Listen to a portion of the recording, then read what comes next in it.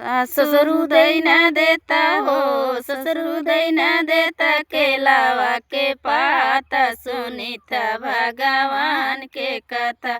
ओही केलावा पे हो, ओही केलावा पे बेलै काला नाग, सुनित भगवान के कथा। सासू दैना दे तू हो, सासू दैना दे तू केलावा के पाता, सुनित भगवान के कथा।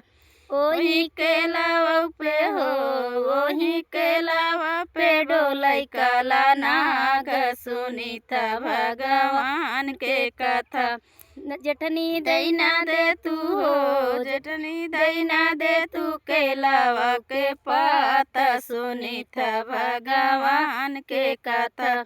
ओही केलावा पे हो, ओही केलावा पे डोलै काला नाग, सुनित भगवान के कथा। देवरू जेठऊ दैना देता हो, जेठऊ दैना देता केलावा के पाता, सुनित भगवान के कथा। ओही केलावा पे हो, ओही केलावा पे डोलै काला नाग, सुनित भगवान के कथा। देवरू दैना देता हो, देवरू दैना देता केलावा के पाता, सुनित भगवान के कथा। ओही केलावा पे हो, ओही केलावा पे डोलै काला नाग, सुनित भगवान के कथा।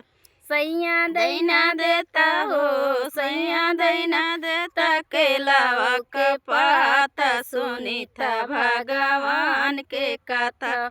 ओही केलावा पे हो, ओही केलावा पे डोलै काला नाग, सुनित भगवान के कथा।